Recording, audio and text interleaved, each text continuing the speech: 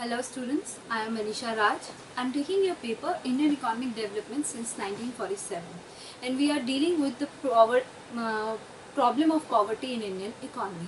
In my last class we have seen that what do you mean by poverty, how do you define it, and what are the basic reasons that have led to poverty within the economy. Now given the causes of poverty in Indian economy, the government has been working very hard to relieve its people from poverty. So for that matter, the government has time and again taken up something called as poverty alleviation programs in India. And there are numerous poverty alleviation programs which aim at reducing poverty either directly or indirectly.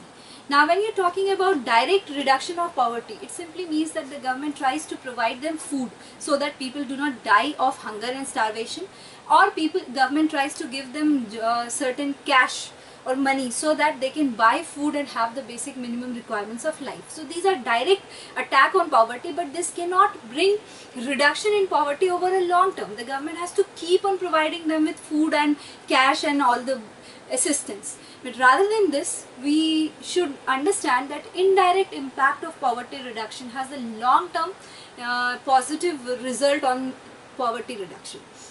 For example, when I talk about indirect, it means that suppose you are trying to make the people capable of looking for employment opportunities by educating them, either providing them education or by providing them vocational training. Then in that case, they become market savvy. They understand and they have a demand in the market, and they know that there are different job opportunities as skilled, semi-skilled or unskilled labor.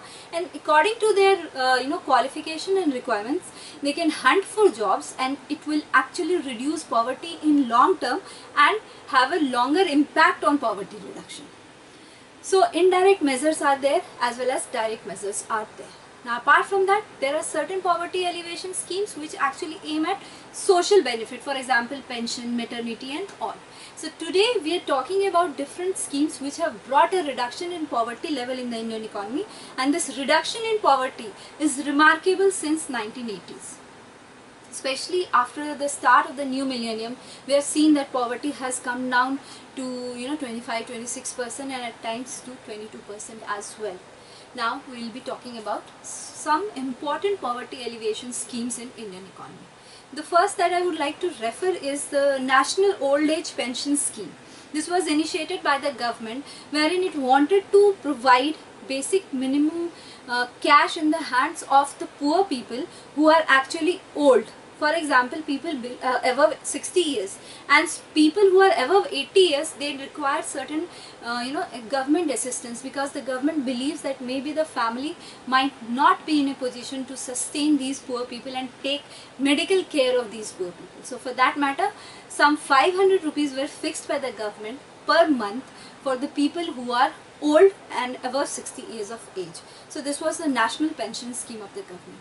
Another important scheme from the social perspective could be this national maternity scheme. Here the females who have lesser children or who go for the delivery process in government hospitals get benefit schemes of maternity. For example, they do not have to pay the hospital fee, they get some money to take care of the children, or in post maternity care they get certain benefits in terms of medicine and food as well.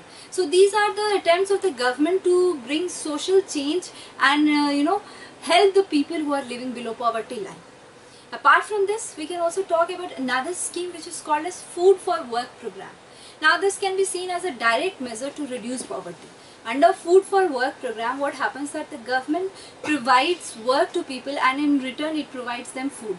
Also in the same way, the government has started this midday meal scheme in schools, wherein the poor children are supposed to be sent to school rather than in the field to work, and when they go there to in school, they also get their lunch.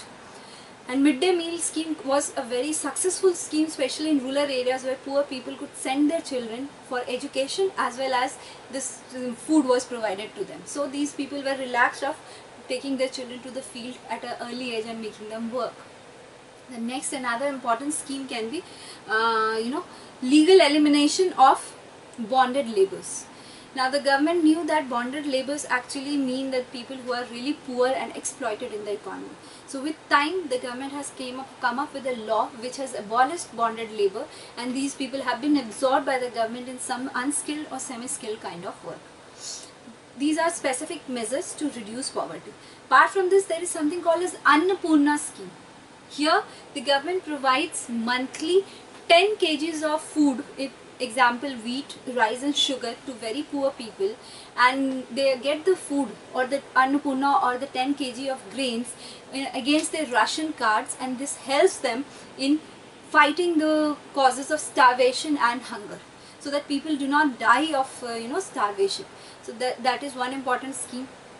The next scheme that I would talk about is basic minimum needs policy. Here the government has framed certain basic requirements of livelihood for the entire population of India, and the government has been pursuing the state government to assist the central government in providing basic minimum amenities like hospital, schools, basic work opportunities to very poor people of the society, so that they do not die or they are not left out within the growth process of the economy. So these are specific schemes, few schemes that I have named, which have had great impact in reduction of poverty. Apart from this, there are other some 20 schemes which have been working on it. But apart from all these poverty alleviation schemes, there has been one process which has actually impacted the poverty directly by providing them food, and that is called as public distribution system. Under public distribution system, the government used to have certain ration shops or the regulated shops wherein wheat, rice, sugar, kerosene, everything, all these basic requirements of household have been provided at a very subsidized rate, and only poor people can avail it. But then because of corruption there has been some problems in this scheme. Therefore in 1997 the government upgraded this public distribution system to targeted public distribution system, so that rich people or middle class people do not take the benefit of purchasing basic requirements of grains at such a low prices. They have been forced to earn higher prices, and the ration card has been made compulsory, wherein only poor or below poverty line people take the benefit of targeted public distribution system. So these are the specific ways through which the government has been trying to combat poverty in the economy, and it has successfully reduced poverty to a great extent. And in near future we think that we will be able to control poverty totally. Even the World Bank thinks that India is on the right track in terms of reduction of poverty. Thank you.